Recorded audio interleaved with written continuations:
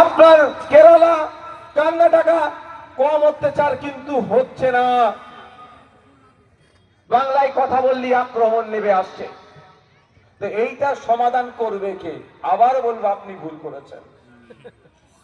মুখ্যমন্ত্রী সর্বশেষে বলছি, সব থেকে বড় ভুল হয়েছে, ভুল মুখ্যমন্ত্রীকে ওই চেয়ারে বসানো।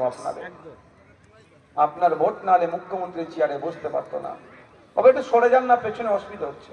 হেলমেট নিয়ে যারা আছেন একটু সরে যান না, দেখো না পেছনে অসুবিধা হচ্ছে, যারা বসে আছে তাদের অসুবিধা হচ্ছে। মানে আপনারা বসুন, বসার জায়গা আছে। আপনি ভুল মুখ্যমন্ত্রী কি করেছেন আমি আপনাদের বলছি, এই সমস্যার সমাধান হয়ে যাবে।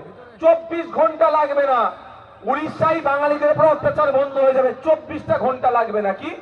আমার রাজ্যের মুখ্যমন্ত্রী বা আমার রাজ্যের চিফ সেক্রেটারি উড়িষ্যার চিফ সেক্রেটারিকে কি বলবে? একটাই কথা, আমার ওখানে 20,000 আছে। কত? 20,000 বাঙালি উড়িষ্যাতে কাজ করে। আমার 20,000 আছে, সহ্য করতে পারছো না তো আমি নিয়ে চলে আসবো। তোমার এখানে কম করে 3 লাখ আছে, কাজ শেষ তো? আর অত্যাচার হবে? আর অত্যাচার হবে? কিন্তু মার খাচ্ছে কে? দলিতের ছেলে, মার খাচ্ছে কে? মুসলমানের ছেলে, মার খাচ্ছে কে? আদিবাসীর ছেলে, মার খাচ্ছে কে? পিছড়ে বর্গের মানুষের ছেলে। ওই জন্য মজা নিচ্ছে মমতা ব্যানার্জি। তাহলে আপনার মুখ্যমন্ত্রী কাকে করলেন? আপনার বিপদের পাশে থাকার জন্য তো। আমার অভিভাবিকা, আমার অভিভাবক মানে আমার বিপদ আপদে আমার মাথার উপর ঢাল হয়ে দাঁড়াবে, তার পরিবর্তে